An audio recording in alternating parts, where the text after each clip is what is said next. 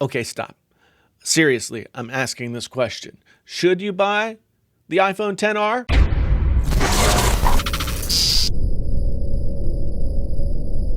Hey there, friends on YouTube. My name is Jason, sometimes known as the JTL. This is Painfully Honest Tech.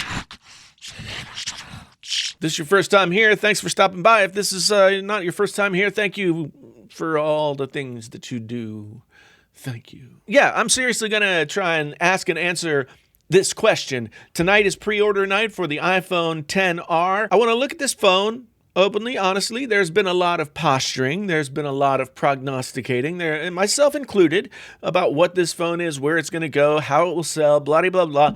Let's put all that aside for a second and talk about whether or not you or anyone else should buy the iPhone XR. First off, let's remind ourselves what the iPhone XR is. It's a 6.1-inch LCD screen that has all of the same internals as the iPhone XS and XS Max in terms of the chip and everything else. It's got a single camera. It's got that LCD screen instead of OLED. It's a lower resolution, but people who have seen it in person tell me that it's fine. So until I see it in person, I will have to reserve judgment.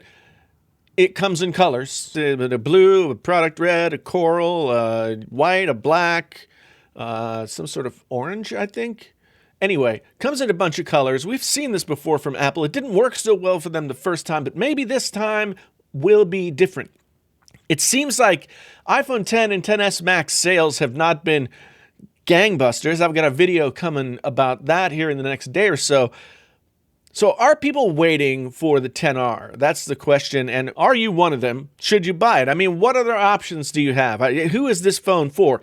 I think, one, it's for the people who want to buy a new iPhone but don't want to spend over $1,000. This phone starts out 64 gigabytes of storage, which is plenty for the most normal people. Starting price of $749.99. Now, a lot of people, myself included, again, have been calling this the budget iPhone, the peasant iPhone, whatever you want to call it, cheap iPhone, but it's not cheap.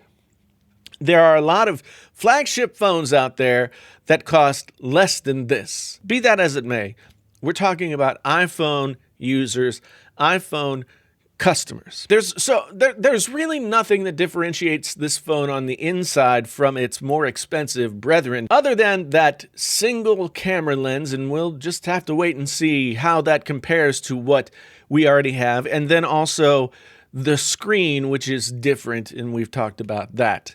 What are your other choices if you don't want to spend $1,000 and maybe you don't want to spend $750? What are your choices and how are they differentiated?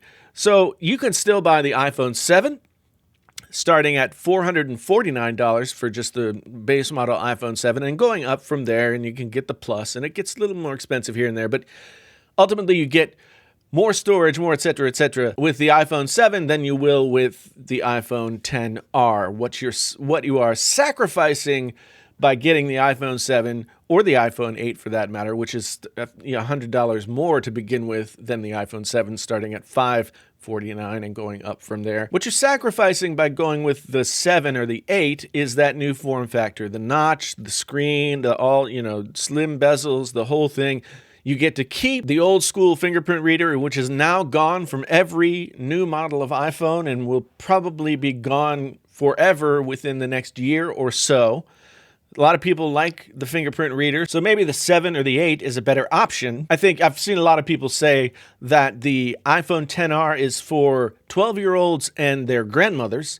I don't know if that's exactly true. I mean, I think for 12-year-olds and grandparents, $750 is still a pretty significant chunk of change. If you do decide that the iPhone XR is still more than you want to spend, and you want to go with the 7 or the 8 or the 7 Plus or the 8 Plus, you do get that fingerprint reader. The Plus models are still 1080p screen, slightly higher resolution, and the XR is not 1080p. But again, most people feel that visual difference won't be noticeable, but we'll have to see. One important thing to remember when you're deciding between, say, the XR or one of the older phones, or even going up to the XS Max or XS, all of the phones going all the way back to the iPhone 5S will run and are running the same operating system. iOS 12, I think we're now at iOS 12.0.1. So by and large, regardless of what phone you have or what phone you decide to keep,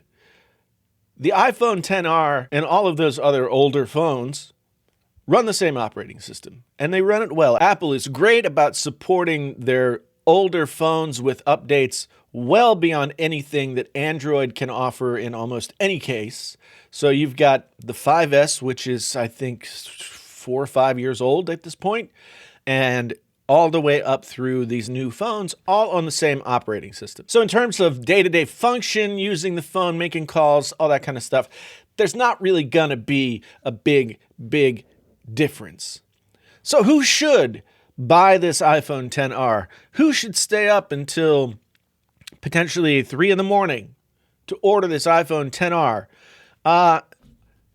If you love iPhones, you want to have that A12 Fusion chip, you want to have all the new bells and whistles, all that kind of stuff, but you don't want to spend $1,000, then the iPhone XR is for you. Now, you're not going to be able to get the sexy gold color. You're not going to be able to get the sexy silver color. You're not going to be able to get space gray. But you've got a lot of color options. However, there may be a lot of people who still have the thoughts of the iPhone 5C in the back of their mind, and they may not want colors. This is where Apple is sort of throwing a wild card into it. Colors could be really divisive, or they could not be. We won't know until after tonight and into the weeks and months that come whether or not people are going to buy this phone. You're an iPhone XR customer if you want the latest and greatest iPhone hardware. You don't care about a lower resolution screen. You don't care about a smaller camera module, and it's only got one lens instead of two. If you don't care about all those things and you just want a new iPhone, say you've got the 6S and you want something new. Say you've got the 5S and you want something new. Say you want something that's a little bit bigger than the 10 or the 10S, but not as big as the 10S Max. The iPhone XR slips right into that slot. 6.1 inches as opposed to 5.8, 6.1 inches as opposed to 6.5. So it's in the middle. You might be an iPhone XR customer if some or all of these factors are in play for you. But again, ultimately, I can talk about this. I've talked about these phones ad nauseum. I could talk about them forever. Ultimately, it's you. It's your money. It's your decision. You are going to go out and buy the thing that you think works best for you. What I'm trying to do here is have a conversation before the money gets slapped down on the barrel head. Let's make sure we know what it is before we buy, and let's make sure when we buy, we know why. So tell me, are you going to buy the iPhone XR? Are you going to stay up to pre-order it? Are you going to just go to the store and try and get one on the day that it's released, next Friday? Tell me down in the comments. I really want to know, in the spirit of camaraderie.